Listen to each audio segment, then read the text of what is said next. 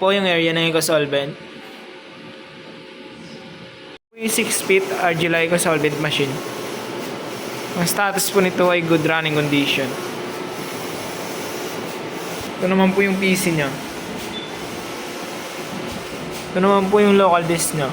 Okay pa naman po yung space. Ito naman po yung eyelet ko. Stock ko po sa eyelet ay good pa naman po kasi marami pa. Ito naman po yung sa ink ko. Good to 2 weeks. Ito naman po yung sa central board ko. Critical po ako sa 3mm. Isa na lang po, tsaka kalahati. Po sa stock ko ng tarp.